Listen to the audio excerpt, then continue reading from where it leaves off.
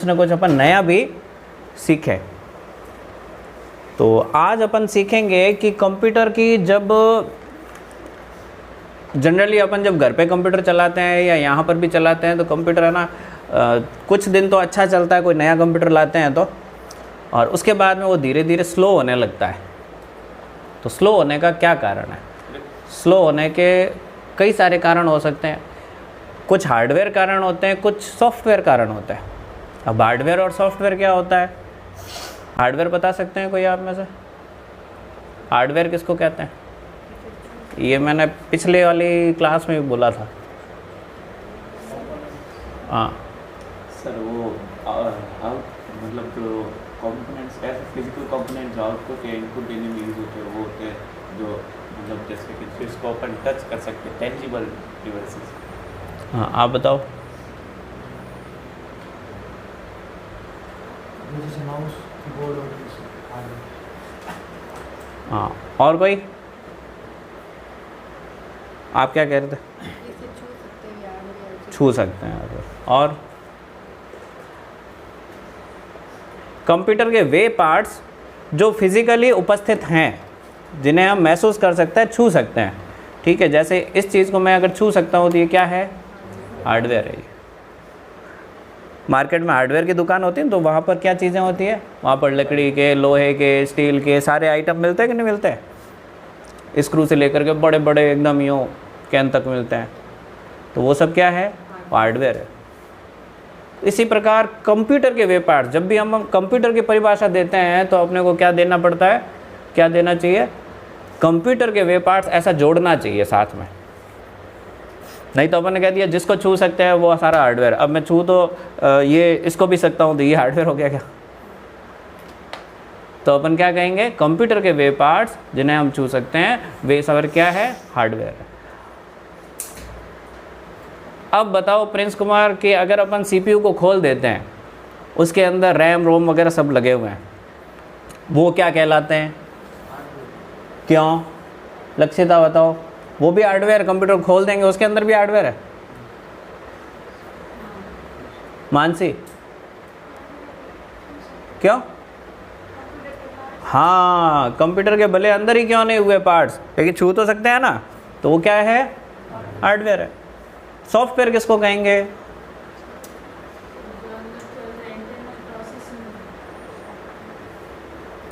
और software operate करता है, एक ऐसा सिस्टम जो कंप्यूटर को ऑपरेट करता है, वो जो प्रोग्राम होता है, अलग अलग प्रोग्राम मैनेज। और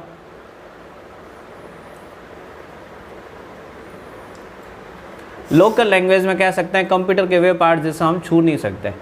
अब ये यहाँ पर इसके अंदर दिया हुआ है, एनी डेस्क का सिंबल दिया हुआ है या गूगल क्रोम दिया हुआ है, इसको मैं खींच के बाहर निकाल सकता हूँ क्या? क्या आज मैं ये गूगल क्रोम को घर पे लेके जाता हूँ, साथ बैठ के पानी पूरी खाएंगे, ऐसा है क्या? नहीं लेके जा सकते, कुछ नहीं कर सकते उसका। तो ये ऐसे पार्ट्स हैं जिनको हम छू नहीं सकते। और थोड़ा टेक्निकल लैंग्वेज में अगर कहा जाए तो प्रोग्रामों के समूह को सॉफ्टवेयर कहा जाता है। छोटे छोटे से जो प्रोग्राम होते हैं, जैसे कैलकुलेटर देखा है? कैलकुलेटर कैसे काम करता है? प्रोग्राम इंस्टॉल्ड होता है, उसके अंदर क्या होता है?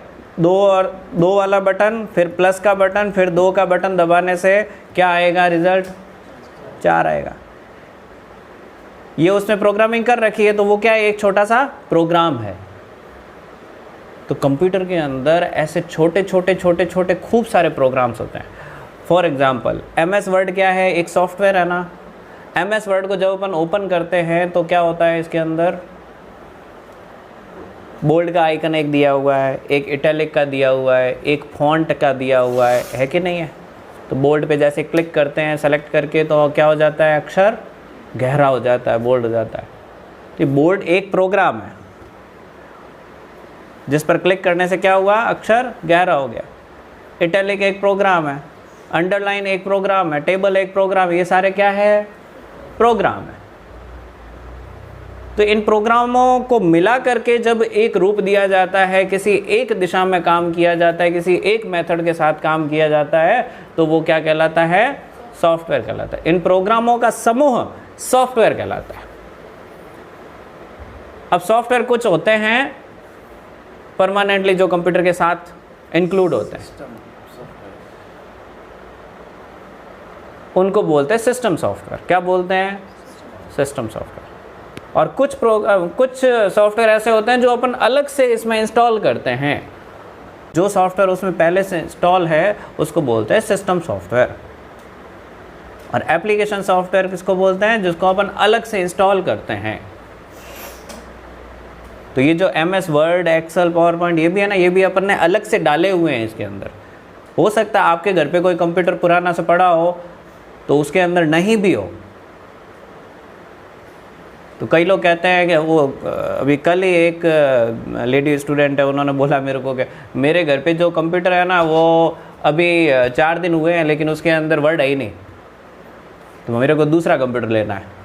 तो कंप्यूटर दूसरा लेने की ज़रूरत नहीं है, उसके अंदर सॉफ्टवेयर अपने को डालना है। सॉफ्टवेयर अपन खूब सारे डाल सकते हैं, कितने भी डाल सकते हैं। अब सॉफ्टवेयर जब डालते हैं ना तो क्या होता है कि अगर कंप्यूटर की कैपेसिटी से ऊपर अपन सॉफ्टवेयर डाल देते हैं, इस क्षेत्र में आगे आगे आगे बढ़ोगे ना तो प्रोसेसर क्षमताएं वगैरह कई चीज़ें समझ में आएगी आपको। तो कंप्यूटर की कैपेसिटी से अगर ऊपर का अपन सॉफ्टवेयर डाल देते हैं या ज़्यादा सॉफ्टवेयर डाल देते हैं तो भी कंप्यूटर धीरे चलने लगता है। अगर कंप्यूटर अपन कोई भी प्रोग्राम जब ओपन करते हैं तो उसकी अपनी एक फ़ाइल बनती है। आपने ध्यान दिया होगा कि मोबाइल के अंदर जब आप कोई नया सॉफ्टवेयर इंस्टॉल करते हो ना, फिर उसको पहली बार जब आप ओपन करते हो, क्या चाहिए? नहीं, जो भी चाहिए ले लो। तो जब भी अपन कोई मोबाइल में सॉफ्टवेयर इंस्टॉल करते हैं ना तो क्या होता है, उसको ओपन करते हैं तो वो पहली बार में धीरे धीरे ओपन होता है कि नहीं होता है? और जब अपन उसी सॉफ्टवेयर को दूसरी बार तीसरी बार ओपन करते हैं तो तुरंत ओपन होता है कि नहीं होता है? आप ध्यान दिया? तो पहली बार ओपन होने में और दूसरी तीसरी बार ओपन होने में क्या फ़र्क है? तो पहली बार जब ओपन होता है तो ओपन होने के लिए जो प्रोसेस चाहिए है, उसको ओपन होने तक का जो पाथ है, जो उसका रास्ता है ओपन होने तक का, अपन ने क्लिक किया और वो ओपन हुआ, तो उसके लिए जो उसको फाइल्स चाहिए, जो ओपन होने के लिए रास्ता चाहिए, लोकल लैंग्वेज में समझाने की कोशिश कर रहा हूँ मैं, जो उसको रास्ता चाहिए ना, वो रास्ता पहली बार उसने बनाया। और फिर जैसे ही दोबारा आपने ओपन किया ना तो वो रास्ता पहले से बना हुआ था, उसके ऊपर तुरंत उसने ओपन कर दिया। इसको बोलते हैं टेम्परेरी फाइल्स बनाना। क्या बोलते हैं? टेम्परेरी फाइल्स बनाना। तो टेम्परेरी फाइल्स जितना अपन कंप्यूटर को चलाते हैं ना उतनी ज़्यादा टेम्परेरी फाइल्स बनती रहती है। कंप्यूटर के अंदर कहाँ पे होती है? तो विंडो के साथ R बटन दबाना और यहाँ पर अपने को परसेंटेज का साइन लगाना, फिर यहाँ पर लिखना TEMP, फिर परसेंटेज का दोबारा साइन लगाना और यहाँ एंटर दबा देना। इतना करते ही एक पूरा फोल्डर खुलेगा। अब ये फोल्डर का ऊपर का आपने को हिस्सा देखना है कि यहाँ पर टेम्प लिखा हुआ होना चाहिए। ऐसा नहीं कि आपके कंप्यूटर में आपने 2-3 फोल्डर एक साथ खोल दिया और आपके काम का कोई फोल्डर था आपने उसको उड़ा दिया, तो ये मत करना गलती से भी। बहुत सोच समझ के कोई भी चीज़ जब डिलीट करते हैं ना अपन कंप्यूटर में, तो बहुत सोच कर समझ कर कि हाँ यही चीज़ डिलीट हो रही है ना तो करना। नहीं तो घर का कंप्यूटर करोगे तो पर्सनल डेटा उड़ा दोगे और किसी ऑफिस का करोगे तो सामने वाले का बंटादार कर दोगे। ठीक है ना? तो अपने को क्या करना है, यहाँ पर जैसे ये टेम्प लिखा हुआ है ना, तो ये जो फाइलें हैं ये सारी टेम्परेरी फाइलें हैं। मेरे इसके अंदर कम फाइलें दिखा रहा है क्योंकि अपन इसको मेंटेन करते रहते हैं। आप किसी ऐसे कंप्यूटर को देखोगे या लैपटॉप को देखोगे ना जहाँ पर कभी ये टेम्परेरी फाइल है डिलीट की ही नहीं है, तो वहाँ आपको ऐसे हज़ारों की तादाद में या लाखों की तादाद में भी टेम्परेरी फाइलें दिखाई दे सकती है। और जितना बड़ा सॉफ्टवेयर, जितना ग्राफिकल सॉफ्टवेयर आप चलाते हैं ना, उतने ज़्यादा टेम्परेरी फाइल्स बनने के आसार होते हैं। जितना ज़्यादा आपने कॉरल का सॉफ्टवेयर चलाया तो उसके अंदर ज़्यादा टेम्परेरी फाइल्स बनेगा। आप कोई ऑनलाइन या ऑफलाइन गेम खेल रहे हैं तो गेम के अंदर ज़्यादा बनेगी फाइल्स। वर्ड एक्सेल चलाने से केवल इतनी नहीं बनती है, टैली चलाने से इतनी नहीं बनती है, क्योंकि टैली के अंदर अपन पिक्चर्स वगैरह का कोई लोड नहीं होता है, केवल टेक्स्ट होता है जो लिखते हैं अपन।